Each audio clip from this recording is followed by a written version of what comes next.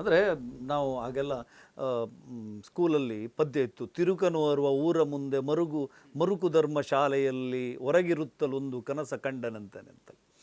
ಆ ಥರದ ಒಂದು ತಿರುಕನ ಕನಸು ಕಾಣ್ತಾ ಇದ್ದಾರೆ ಅವರು. ಧರ್ಮಸ್ಥಳದ ಪರಂಪರೆ ಇರುವಂಥದ್ದು 800 ವರ್ಷ ಇರಬಹುದು. ಈ ಹಿಂದೂ ಧರ್ಮದ ಪರಂಪರೆ ಸನಾತನವಾದದ್ದಿದು. ಯಾವನಿಂದಲೂ ಕೂಡ ಯಾವ ಏನು ಗಜನಿ ಗೋರಿಯಿಂದಲೂ ಕೂಡ ಇದನ್ನು ಏನೂ ಮಾಡೋಕ್ಕಾಗಲಿಲ್ಲ. ಈ ಹಿಂದೂ ಧರ್ಮದ ಹಿಂದೂ ಶ್ರದ್ಧಾ ಕೇಂದ್ರಗಳನ್ನು ಯಾವನಿಂದಲೂ ಏನೂ ಮಾಡೋಕ್ಕಾಗೋದಿಲ್ಲ.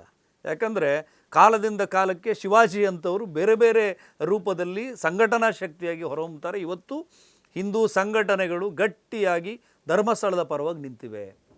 ನಾವು ಜಗದೀಶ್ ಕಾರಂಜಿಯವರ ಮಾರ್ಗದರ್ಶನದಲ್ಲಿ ಪುಣ್ಯಕ್ಷೇತ್ರ ಸಂರಕ್ಷಣಾ ಸಮಿತಿ ಅಂತ ಮಾಡಿಕೊಂಡಿದ್ದೇವೆ. ಅದರ ಜೊತೆ 4 ದಿಕ್ಕಿನಿಂದ ನಮಗೆ ಹಿಂದೂ ಜಾಗರಣ ವೇದಿಕೆಯಿಂದ 4 ಶಕ್ತಿಯುತವಾದಂಥ ನಾಯಕತ್ವವನ್ನು ಒದಗಿಸಿಕೊಟ್ಟಿದ್ದಾರೆ. ನಾವು ಗಟ್ಟಿಯಾಗಿ ಹೋರಾಟ ಮಾಡ್ತೇವೆ, ತೊಡೆ ತಟ್ಟಿ ನಾವು ಹೋರಾಟ ಮಾಡ್ತೇವೆ. ಧರ್ಮಸ್ಥಳದ ವಿಚಾರಕ್ಕೆ ಬಂದರೆ ಈ ರಾಜ್ಯದಲ್ಲಿ ಅದು ಶಾಂತಿ ಭಂಗಕ್ಕೆ ಕಾರಣ ಆದರೆ ಈ ಅಧಿಕಾರದಲ್ಲಿರುವಂಥ ಸರ್ಕಾರವೇ ಕಾರಣ ಆಗುತ್ತೆ. ಯಾಕಂದರೆ ಯಾವುದೇ ದಾಖಲೆ ಆಧಾರ ಸಾಕ್ಷಿ ಇಲ್ಲದೆ ಇರುವಾಗ, ಪ್ರಕರಣ ಒಂದು ಕೋರ್ಟಿನ ಮೆಟ್ಟಿಲಲ್ಲಿರುವಾಗ ಇವರು ಈ ರೀತಿ ಬೀದಿ ರಂಪಾಟ ಮಾಡಿಕೊಂಡು ಟಾರ್ಗೆಟ್ ಧರ್ಮಸ್ಥಳ ಮಾಡಲಿಕ್ಕೆ ಆಸ್ಪದವನ್ನು, ಅವಕಾಶವನ್ನು, ಪರ್ಮಿಟನ್ನು ಮಾಡ್ತಾ ಇರುವಂಥದ್ದು ರಾಜ್ಯ ಸರ್ಕಾರ.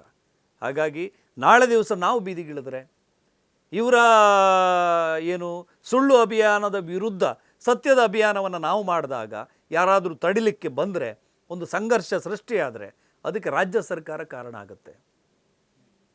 ನಿಮಗೆ ಧರ್ಮಸ್ಥಳದ ಒಂದು ಏನನ್ನು ಮಾಡ್ಕೊಳ್ಳೋಕ್ಕೆ ಇವ್ರ ಹತ್ರ ಏನೂ ಆಗಲ್ಲ. ಯಾಕಂದರೆ ಅಂಥವ್ರನ್ನ ತುಂಬ ಜನನ ನಮ್ಮ ಹಿಂದೂ ಧರ್ಮ ನೋಡಿದೆ, ಕಾಲದಿಂದ ಕಾಲಕ್ಕೆ ಸರಿಯಾದ ಉತ್ತರವನ್ನು ಕೊಟ್ಟಿದೆ. ಬೇರೆ